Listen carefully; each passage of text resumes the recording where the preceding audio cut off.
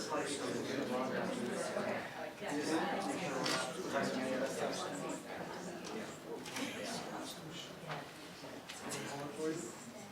all been there. Hi, Jeremy. Hi, how are you? Good to see Is you. that textbook advertised? It's 30 years? It's something. Is it big enough?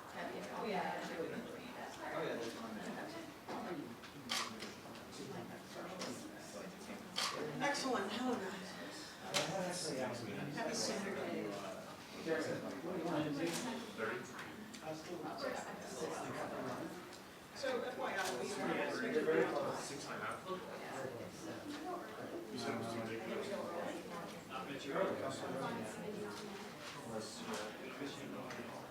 I mean, you're ready to go.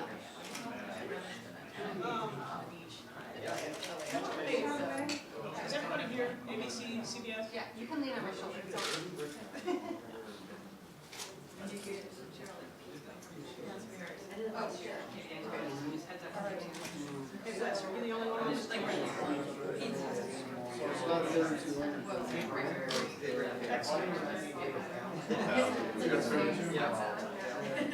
Preset?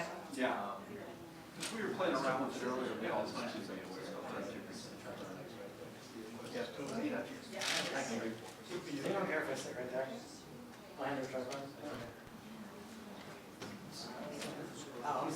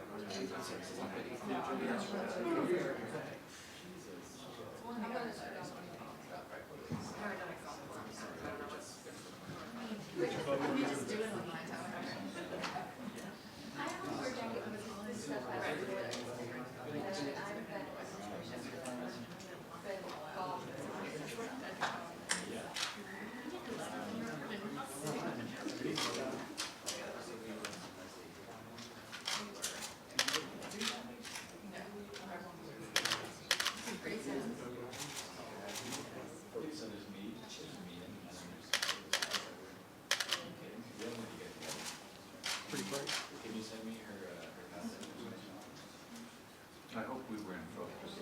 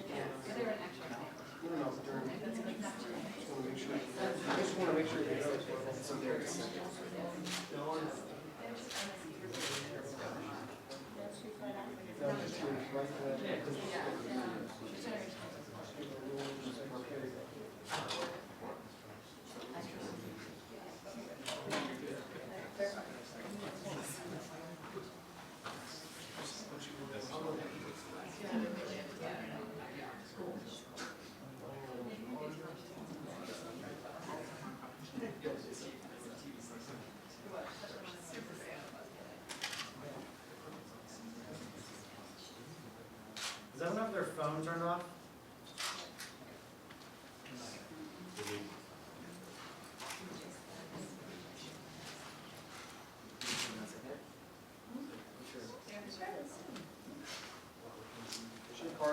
Are you seeing a shot right now?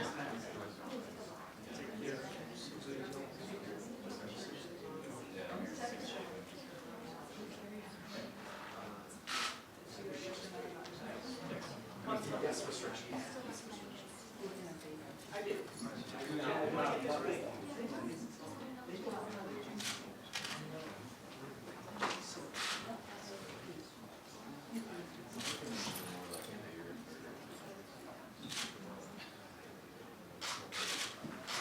Hey, so CNN, no, there is a restriction actually.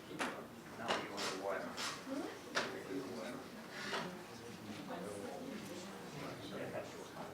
Hey, CNN, yeah. What's cold?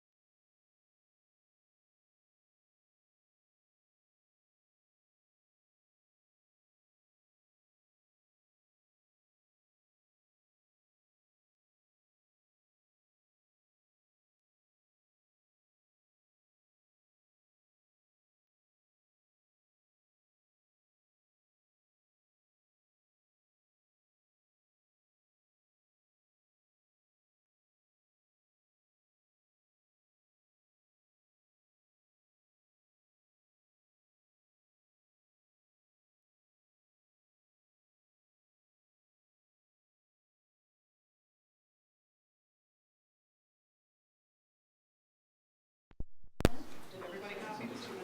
2 minutes. Oh, yeah, great, so I can see if you're still there.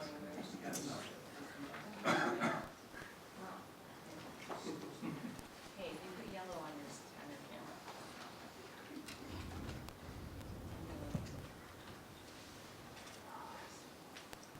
CNN, you view your line, please.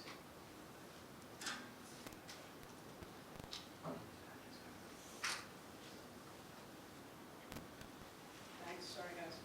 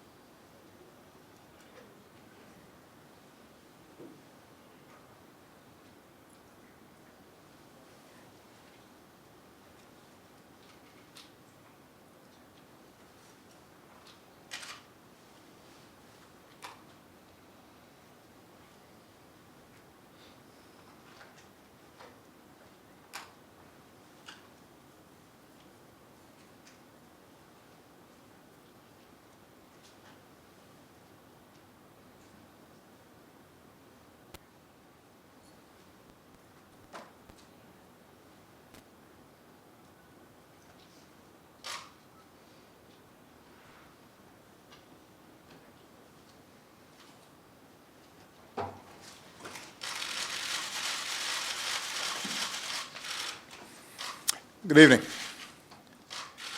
In my first inaugural address, I committed this country to the tireless task of combating climate change and protecting this planet for future generations.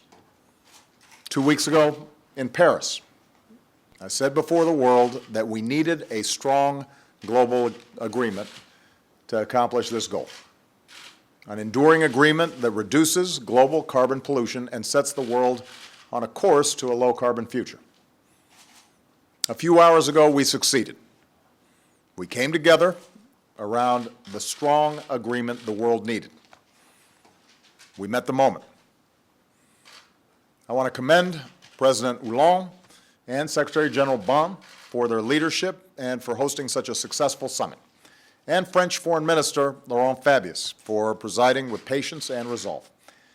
And I want to give a special thanks to Secretary John Kerry, my senior advisor Brian Deese, our chief negotiator Todd Stern, and everyone on their teams for their outstanding work and for making America proud.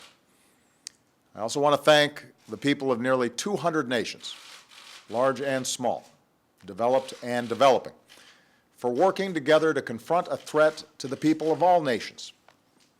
Together we've shown what's possible when the world stands as one.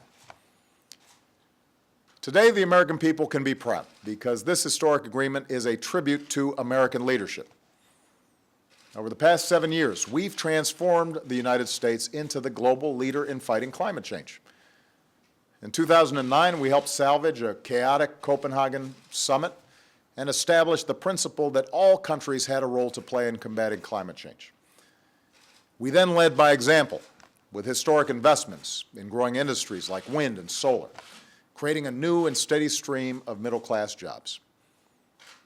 We've set the first ever nationwide standards to limit the amount of carbon pollution power plants can dump into the air our children breathe. From Alaska to the Gulf Coast to the Great Plains, we've partnered with local leaders who are working to help their communities protect themselves from some of the most immediate impacts of a changing climate. Now, skeptics said these actions would kill jobs. Instead, we've seen the longest streak of private sector job creation in our history. We've driven our economic output to all-time highs while driving our carbon pollution down to its lowest level in nearly 2 decades. And then, with our historic joint announcement with China last year, we showed it was possible to bridge the old divides between developed and developing nations that had stymied global progress for so long. That accomplishment encouraged dozens and dozens of other nations to set their own ambitious climate targets. And that was the foundation for success in Paris. Because no nation, not even one as powerful as ours, can solve this challenge alone. And no country, no matter how small, can sit on the sidelines. All of us had to solve it together. Now, no agreement is perfect, including this one. Negotiations that involve nearly 200 nations are always challenging. Even if all the initial targets set in Paris are met, we'll only be part of the way there when it comes to reducing carbon from the atmosphere. So we cannot be complacent because of today's agreement. The problem's not solved because of this accord. But make no mistake, the Paris Agreement establishes the enduring framework the world needs to solve the climate crisis. It creates the mechanism, the architecture, for us to continually tackle this problem in an effective way. This agreement is ambitious, with every nation setting and committing to their own specific targets, even as we take into account differences among nations. We'll have a strong system of transparency, including periodic reviews and independent assessments, to help hold every country accountable for meeting its commitments. As technology advances, this agreement allows progress to pave the way for even more ambitious targets over time. And we have secured a broader commitment to support the most vulnerable countries as they pursue cleaner economic growth.